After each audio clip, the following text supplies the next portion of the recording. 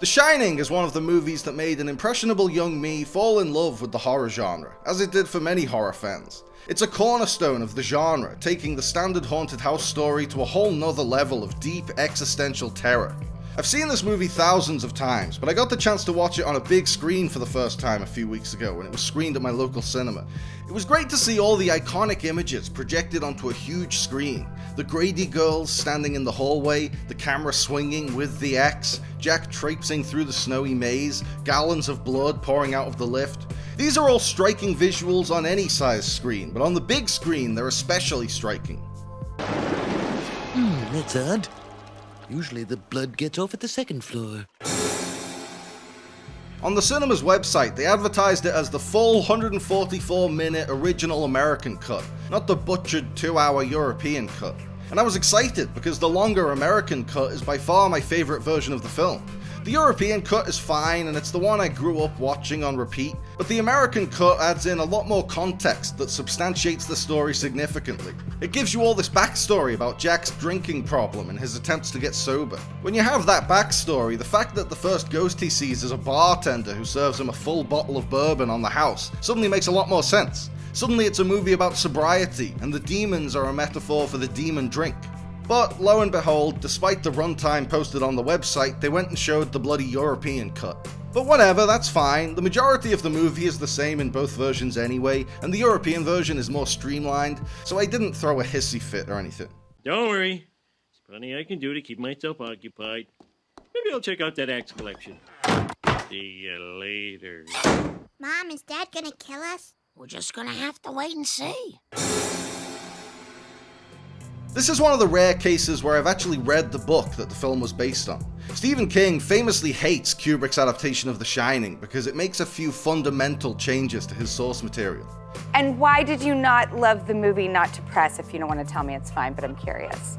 No, the book was warm and the movie was cold. It was a Kubrick film. And don't get me wrong, I love everything else the man did. I just didn't like that one.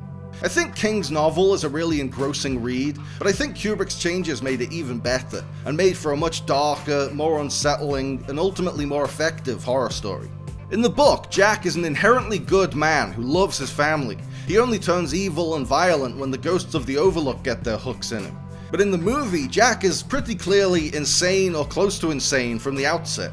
He isn't a loving family man because he's very easily frustrated by his wife and son.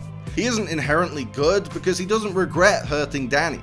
This Jack is dark and disturbed. If his son didn't have telepathic powers and there weren't ghosts manipulating him to axe murder his family, this Jack would still be a terrifying character. In the book, there are clearly paranormal forces influencing Jack's behavior, but in the movie it's feasible that he's doing it all on his own. In the movie's early scenes, he looks like he's about to snap. It's possible that the on-screen horrors are all in Jack's head, brought on by being stuck in isolation with a wife and son he can't stand. King's version of Jack leads a standard haunted house story. Kubrick's incarnation is much scarier. Here's Johnny! Don't! Jack Nicholson couldn't have been more perfectly cast as this version of Jack Torrance. Nicholson gives one of the most memorable performances of his career, and one of the most memorable performances in movie history in The Shining. He really sells the reality of a frustrated father with rage simmering under the surface, ready to explode. But he also completely gets the darkly comedic tone that Kubrick is going for, and plays into that hilariously, especially when he starts descending into madness. You think maybe he should be taken to a doctor? When do you think maybe he should be taken to a doctor? As soon as possible. As soon as possible. When he goes full axe murderer, Nicholson has a big over-the-top grin on his face with a disturbing glint of insanity in his eye. Nicholson pushes his portrayal of Jack right to the edge of being cartoonish without losing the believability. The unique style of the movie is inextricably tied to the uniqueness of Nicholson's performance. Shelley Duvall was nominated for a Razzie for her performance as Wendy, but I think she's fantastic in the movie. She really conveys the horror of being in an abusive relationship and fearing someone you're supposed to be able to trust. Part of that was that she was in her own abusive relationship with a director who treated her like shit. Kubrick would constantly insult and berate Duvall on set to the point that her hair started falling out, just to keep her in her character's anxious, stressed out, downbeaten mindset. I don't sympathize with Shelley.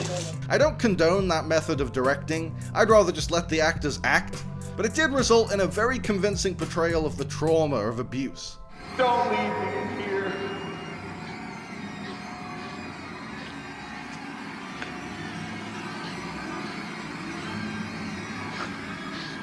I'm gonna go now.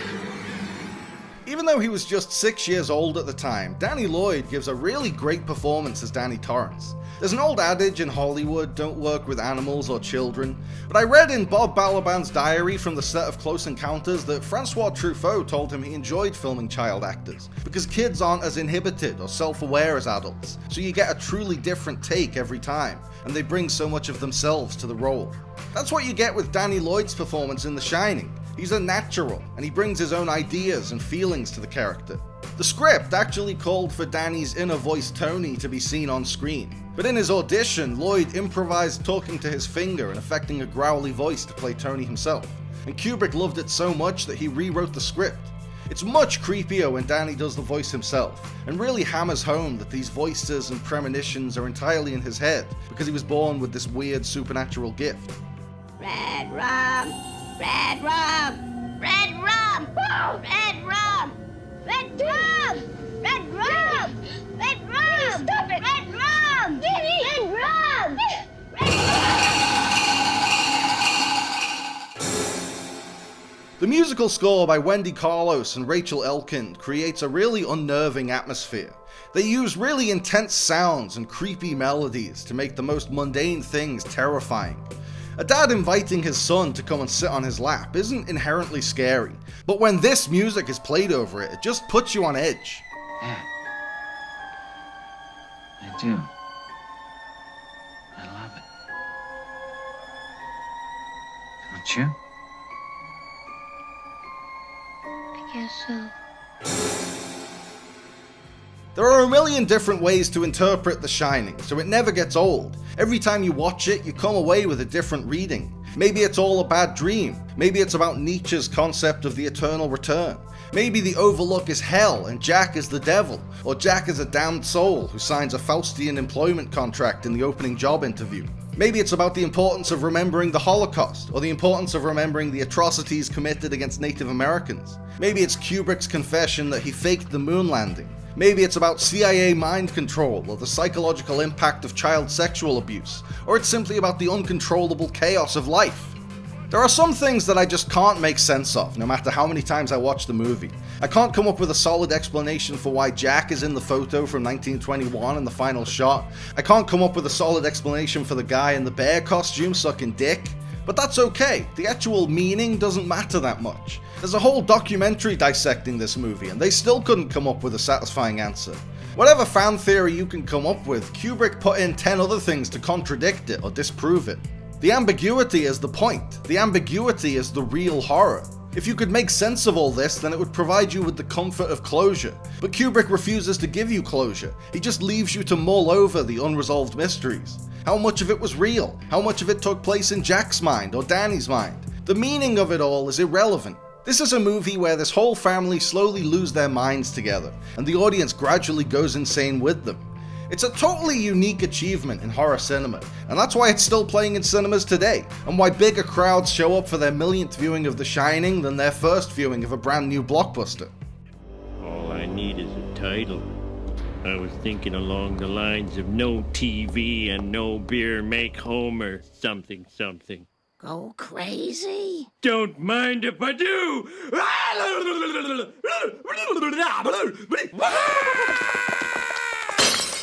Stay away from me, Homer!